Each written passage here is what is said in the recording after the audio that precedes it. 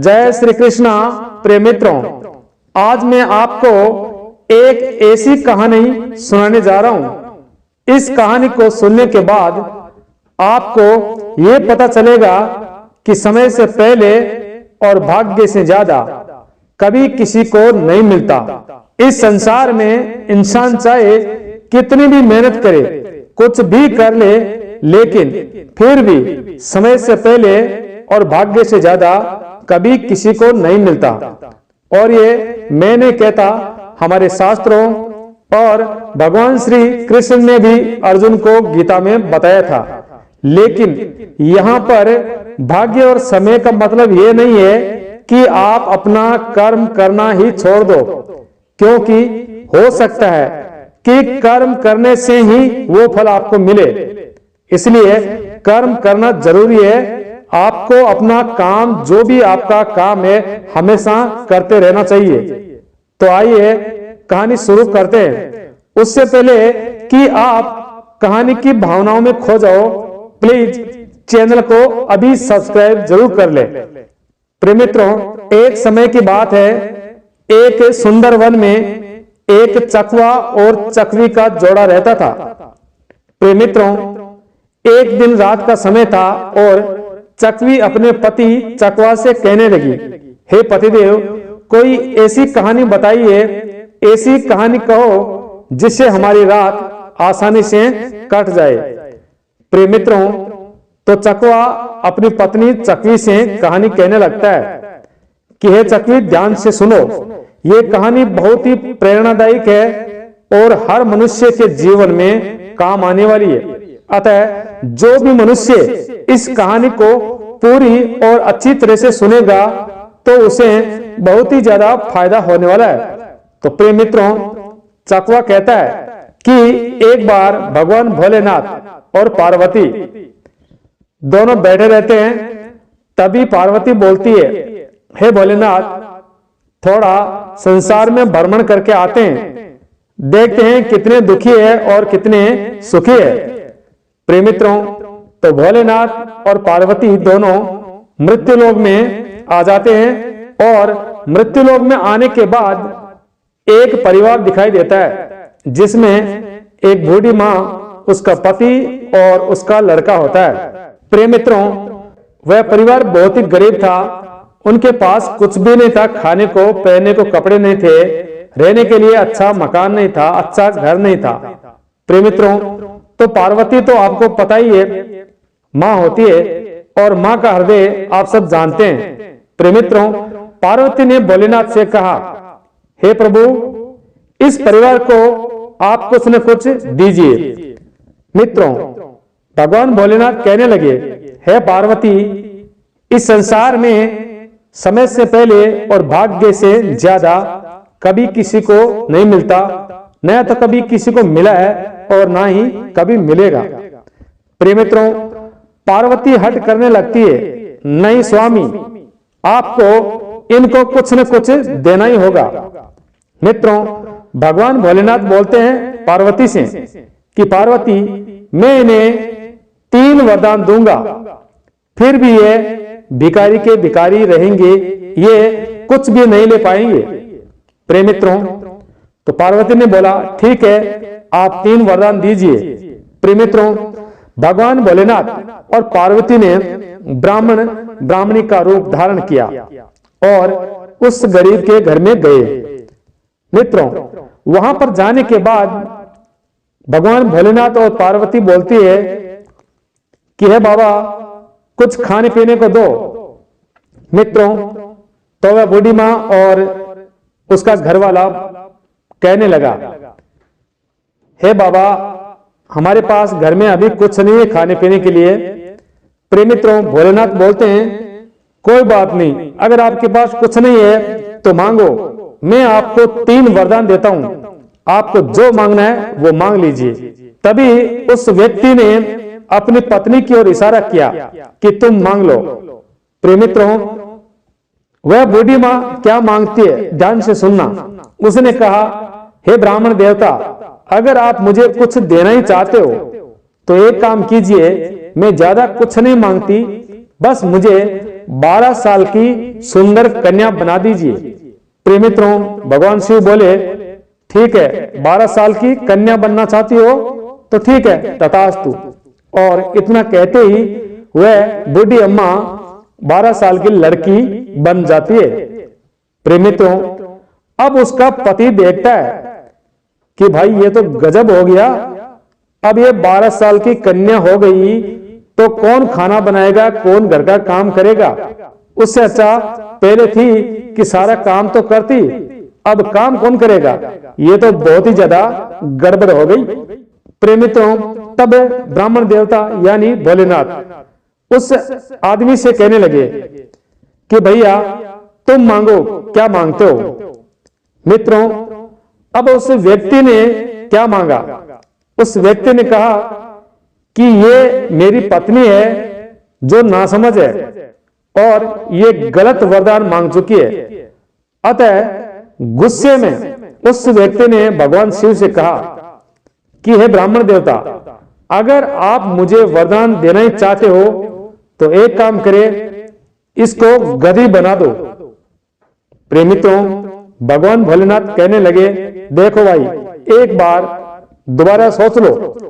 मित्रों, तभी उस व्यक्ति ने बोला कि 12 साल की कन्या बनने का इसे बहुत शौक है, मैं आपको बोलता हूं कि इसे गधी बना दो, मुझे यही वरदान चाहिए। प्रिय मित्रों, भगवान शिव का क्या बोल दिया, तथास्तु। और वह बुढ़ी अम्मा लड़की बनी और उस व्यक्ति के वरदान के हिसाब से वह गधी बन जाती है और घर से निकल जाती है। अब बचा लास्ट में उनका लड़का।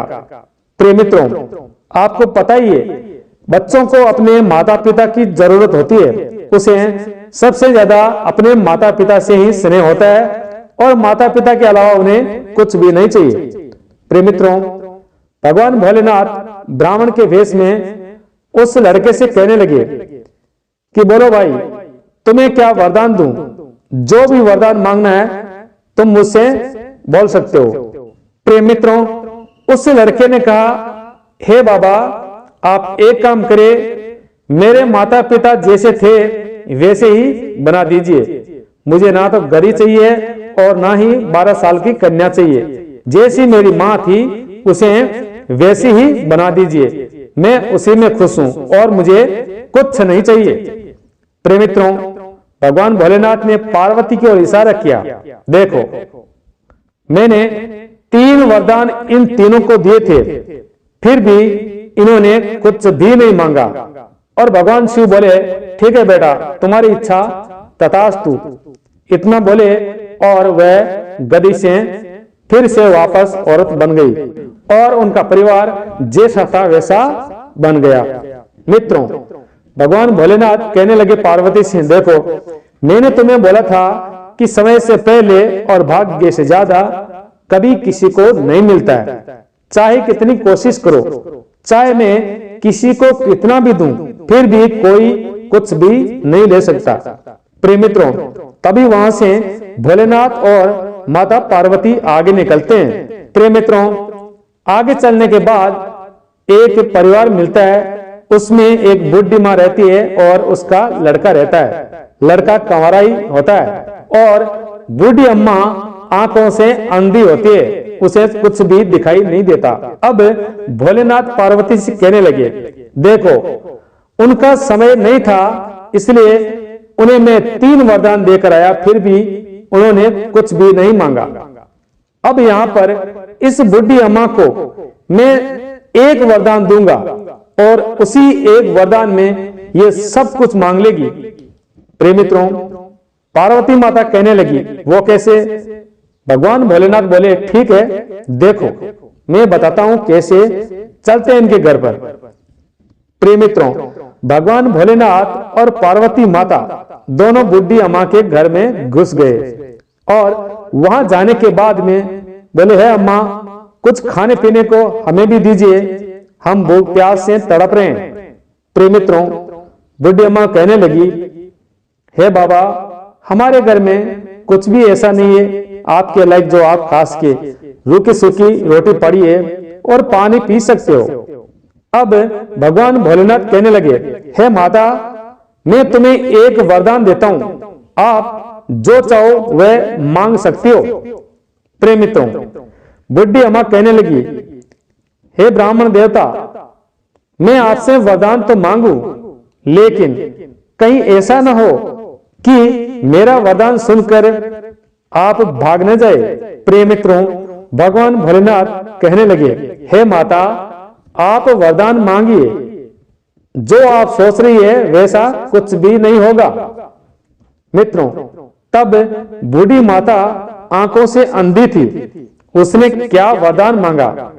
देखो, उस बूढ़ी अम्मा ने कहा, हे ब्राह्मण देवता, अगर आप वरदान देना ही चाहते हो तो मुझे एक वरदान दीजिए कि मैं अपनी आंखों से अपने पोते को सोने के कटोरे में दूध पीता हुआ देखूं। मैं अपनी आंखों से अपने पोते को सोने के कटोरे में दूध पीता हुआ देखूं। अब भगवान भोलेनाथ ने पार्वती की ओर इशारा किया, देखो क्या मांगा है। धन्य हो माता, एक ही वरदान में तुमने सब कुछ मांग लिया। मित्रों, क्योंकि बूढ़ी अम्मा आंखों से अंधी थी और लड़का जो उसकी शादी भी नहीं होती, क्योंकि पोता देखने के लिए लड़के की शादी होना जरूरी है, और बूढ़ी अम्मा अपने आंखों से देखे तो वह पहले से ही अंधी थी, इसलिए उसकी आंखें भी होनी जरूरी है, तभी तो पोते को देखेगी। और तीसरी बात, सोने के कटोरे में कब इंसान पीता है? सोने के कटोरे में जब भी पिएगा जब उसके पास बहुत सारा धन और पैसे की कोई भी कमी नहीं होगी, तब जाकर सोने का कटोरा होता है। तो प्रिय मित्रों, भगवान शिव ने बूढ़ी माता को बोल दिया, तथास्तु। प्रिय मित्रों, भगवान भोलेनाथ पार्वती से कहने लगे, देखो देवी, इनका समय था और सही समय पर इन्होंने सही वरदान मांग लिया जो इनके भाग्य में भी लिखा था, और एक ही वरदान मैंने इनको देने के लिए बोला था, और एक ही वरदान में इन्होंने सब कुछ मांग लिया। आंखें भी मांग ली, बहू भी मांग ली, पोता भी मांग लिया और धन भी मांग लिया। इसलिए मैं आपको कहता हूं कि समय से पहले और भाग्य से ज्यादा कभी किसी को नहीं मिलता। प्रिय मित्रों, मैं आपको ये नहीं कहना चाहता कि आप समय के और भाग्य के भरोसे बैठे रहे। आप अपना काम करते रहे। आपका जो भी बिजनेस हो, आपका जो भी व्यवसाय हो, चाहे आपको घाटा हो नफा हो, आप अपने ऊपर एक्सपेरिमेंट करते रहे और अपने जीवन में कुछ न कुछ जरूर करें, और अपने जीवन में हमेशा मेहनत करते रहे जो भी आपको पसंद है। चाहे आप माइंड से काम करो, चाहे हार्ड वर्क करो या स्मार्ट वर्क करो, जो भी वर्क है आप हमेशा करते रहो। एक न एक दिन आपको सफलता मिलेगी, लेकिन वह तभी मिलेगी जब आपका समय अच्छा होगा और आपका भाग्य चमक जाएगा। प्रिय मित्रों, ये कहानी आपको कैसी लगी? अगर अच्छी लगे तो अपने मित्रों के साथ भी शेयर करना। जय श्री कृष्णा, राधे राधे।